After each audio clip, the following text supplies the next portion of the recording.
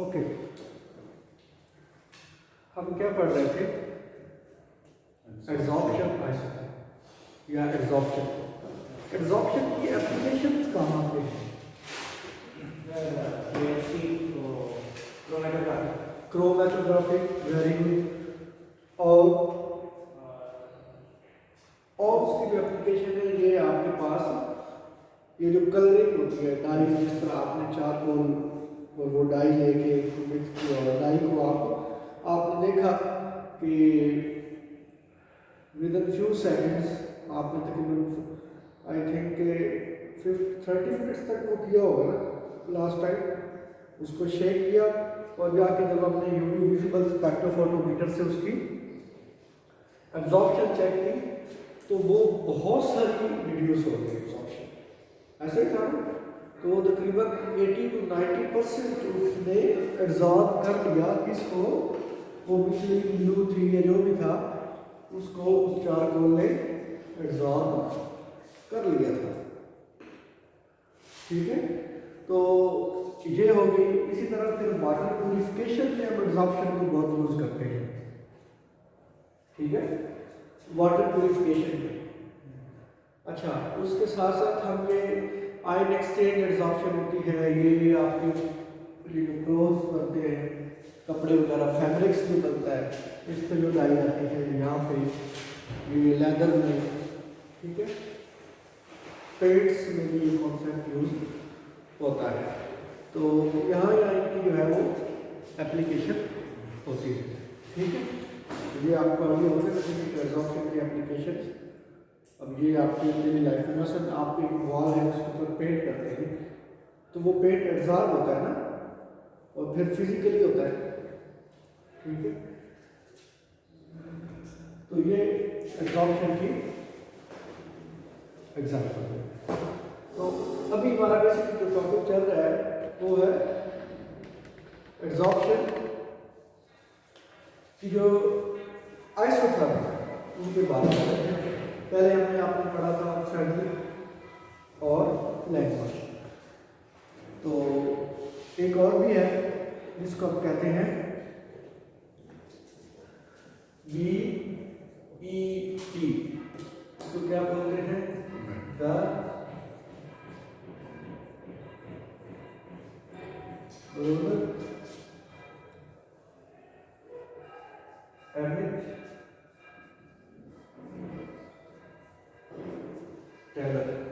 Isotherm, ठीक है, ये भी होता है। इसका डिटेल में नहीं जाना, ये बेसिकली आपको क्या बताता है, मल्टी लेयर का कॉन्सेप्ट देता है।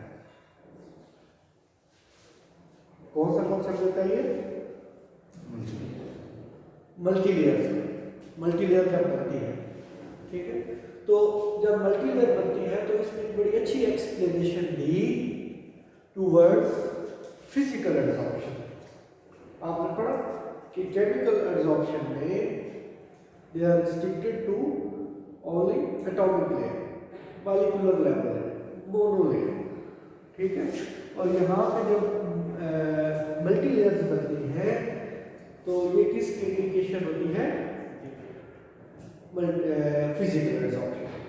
तो इसके एक्सप्रेशन है, जरूर लिखने डिटेल में नहीं जाना।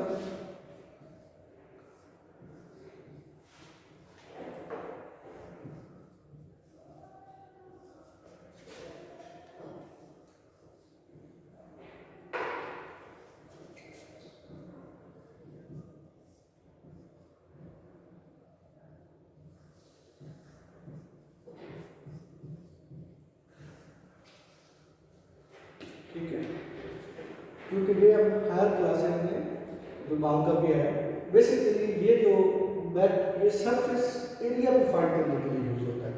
बहुत अच्छा ये पॉइंट है कि ये इसके लिए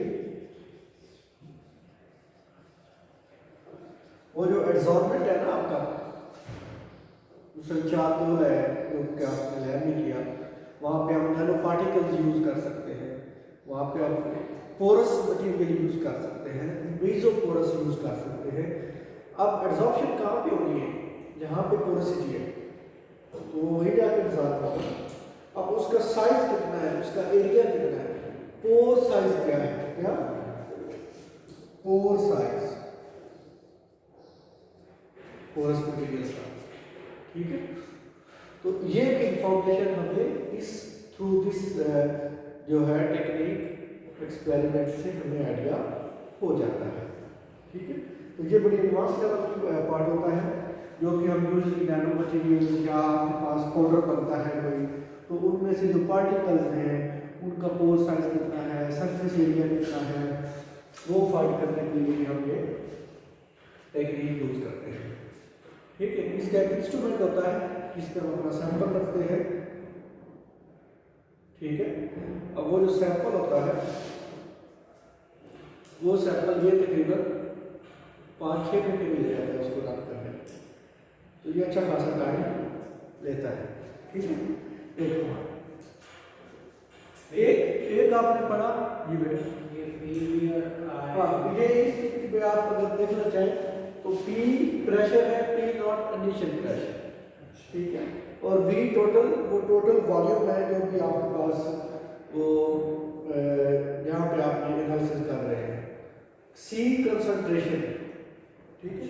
और V mono mean volume of mono layer, mean कि वो जो अमाउंट एब्जॉर्ब हुई है उसका वॉल्यूम, ठीक है। तो ये मोनो लेयर फाइंड भी कर सकते हैं इससे, ठीक है। अगर प्रेशर बहुत लो कर दिया जाए, प्रेशर बहुत लो हो और कंसंट्रेशन C की वैल्यू बहुत ग्रेटर हो तो ये नियर टू मोनो लेयर बन जाता है, ठीक है। इस पॉइंट को जब प्रेशर लेस देन 1 हो और कंसंट्रेशन ग्रेटर देन 1 हो तो ये आपको मोनो लेयर का कॉन्सेप्ट देगा, ठीक है। क्या देगा,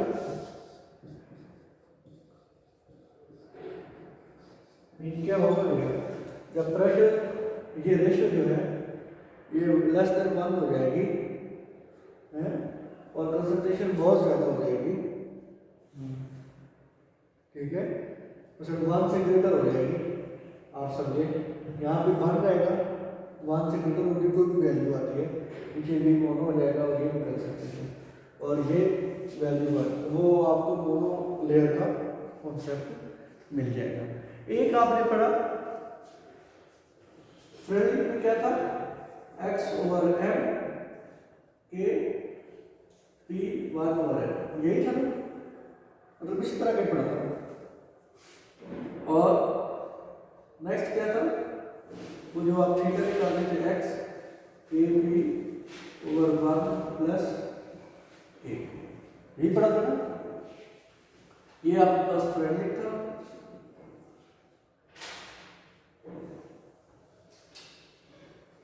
और ये क्या था,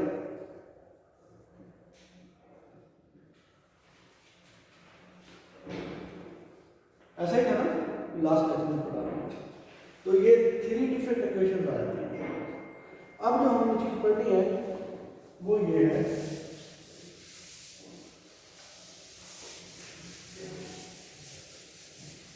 जो अक्सर वायु में पूछी जाती है, आइसोथर्म की टाइप्स पढ़नी है, क्या, एब्जॉर्प्शन,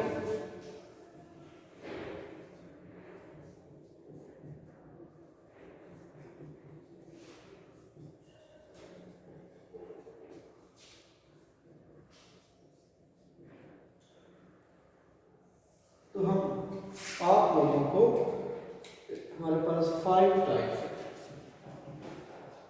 टाइप 1, टाइप 2, 3, 4,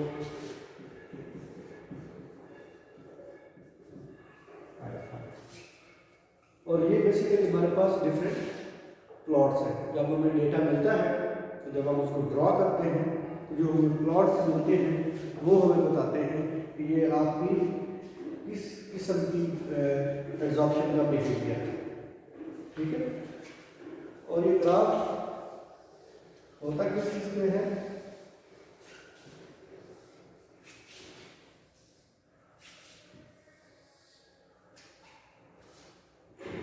क्या होगा, और एम और पी। जनरल जो आप एब्जॉर्प्शन का कॉन्सेप्ट करते हैं,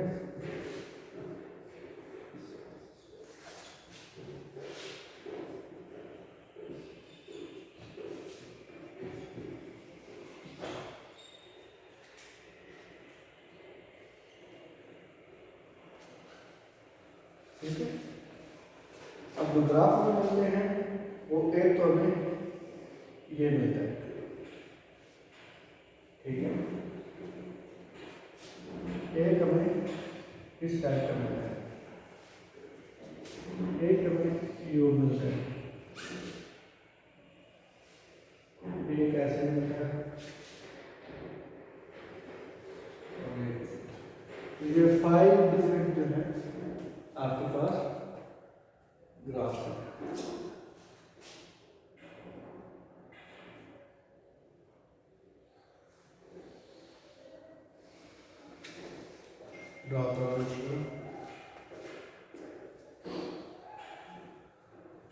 और जहां पे ये वैल्यू कांस्टेंट हो जाती है उसको कहते हैं पीएस।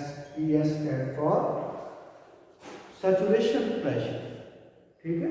जहाँ पे उसके ऊपर जो एब्जॉर्प्शन होनी है वो हो चुकी होती है, फर्दर जो है और उसमें एब्जॉर्प्शन नहीं हो रही होती है, ठीक है। तो उसको क्या कहते हैं? सैचुरेशन। तो इसका पॉइंट कहाँ पे आएगा? ठीक है, इधर ये वैल्यू इंक्रीज करती है और इधर प्रेशर इंक्रीज।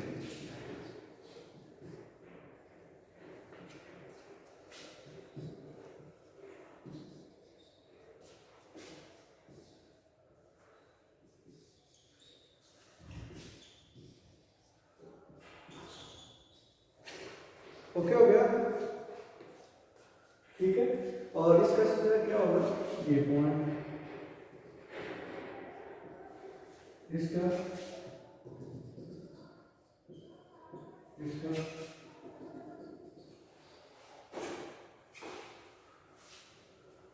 ठीक है।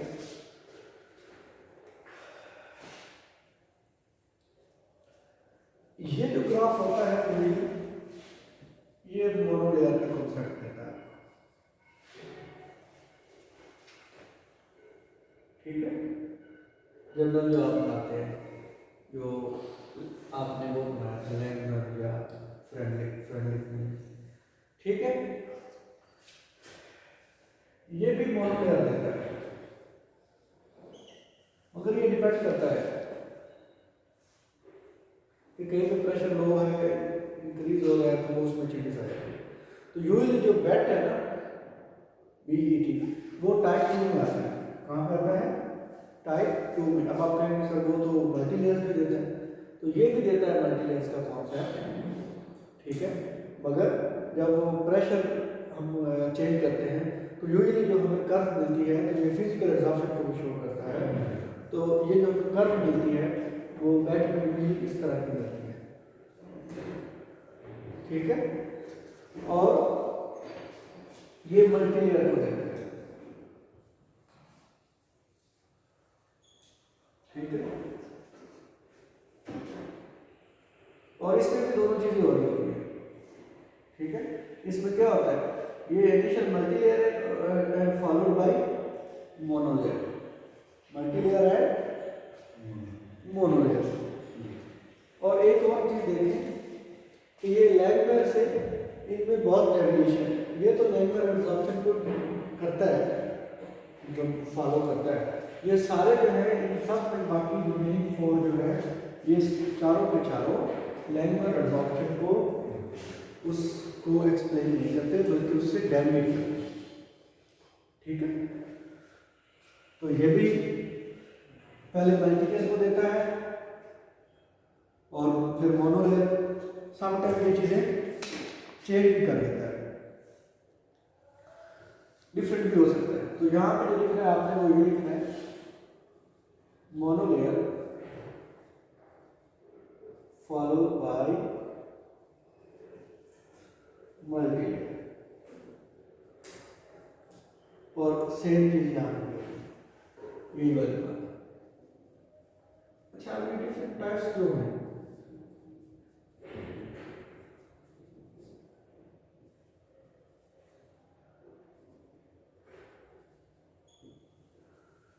ये इसी तरह के हैं। ये डिफरेंट टाइप्स जो होती हैं, ये डिफरेंट टाइप्स जो हैं ये डिपेंड करती हैं एड्सॉर्बेंट और एड्सॉर्बेट। ठीक है, किस पे डिपेंड करती हैं?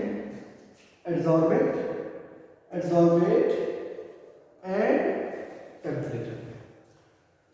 ये पॉइंट बहुत इंपॉर्टेंट है। ये जो डिफरेंट एब्जॉर्प्शन आइसोथर्म बनते हैं आपके पास, type 1, type 2, type 3, type 4, type 5, ये यूजली आपसे पूछा जाता है। तो ये क्यों बनते हैं? It mainly depends upon nature and type of adsorbent and temperature vary करने से भी, टेम्परेचर वेरी करने से भी ये एड्सॉर्प्शन आइसोथर्म चेंज कर सकता है। ठीक है,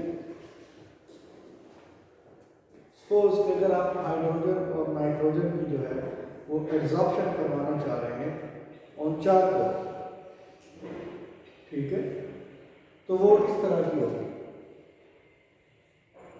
अगर आप नाइट्रोजन की एड्सॉर्प्शन करवाना चाह रहे हैं और सिलिका जेल, वो कुछ इस तरह से होगी।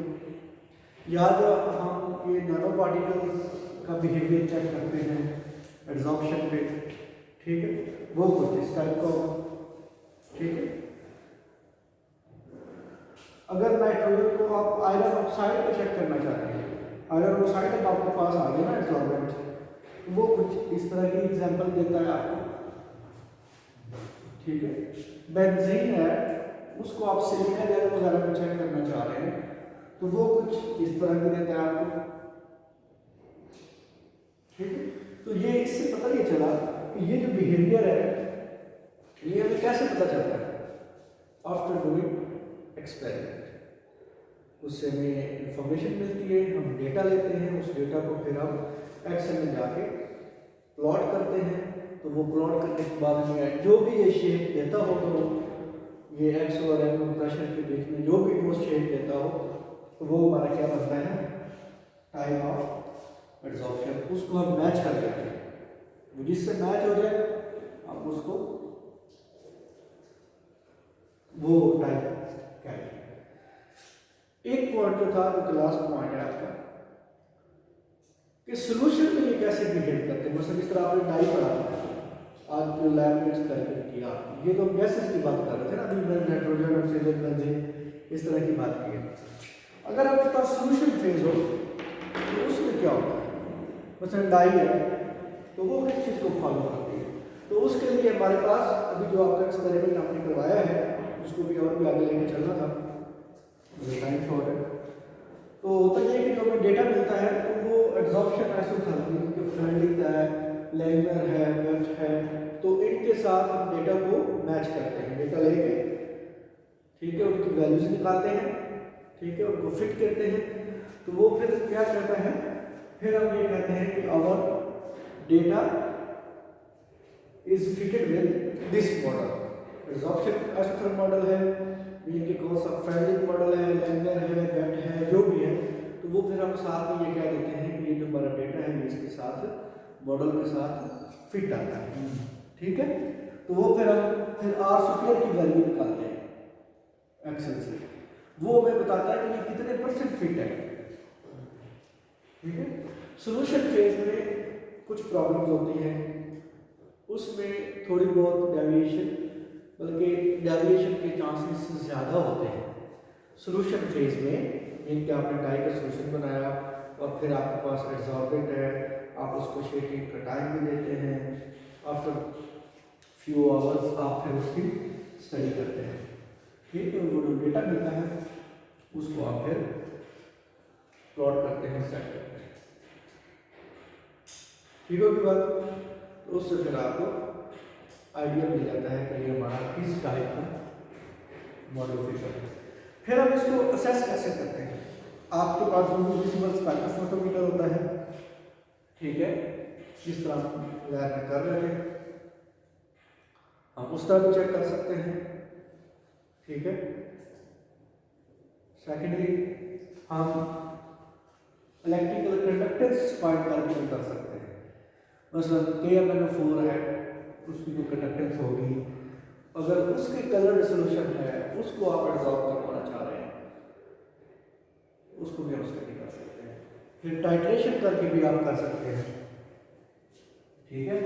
तो ये डिफरेंट, जिस तरह मैंने आपको स्टार्ट में बताया था लेक्चर्स में कि अब ये जो रिएक्शन होते हैं या ये जो एब्जॉर्प्शन प्रोसेस होता है, इनकी स्टडी है ना, वो आप थ्रू डिफरेंट टेक्निक्स कर सकते हैं। तो हमें जो आसान लगी लास्ट टाइम, तो कोई शॉर्ट टाइम में हम कर सकते हैं, वो थी थ्रू यूवी विजिबल स्पेक्ट्रोफोटोमीटर। ठीक है, उसको यूज करके हमने वो इंफॉर्मेशन ले। ठीक है, सिलेबस में आपका एड हो गया। ठीक है, तो अब आप देखें, इसको पढ़ें, अगर कोई क्वेश्चन है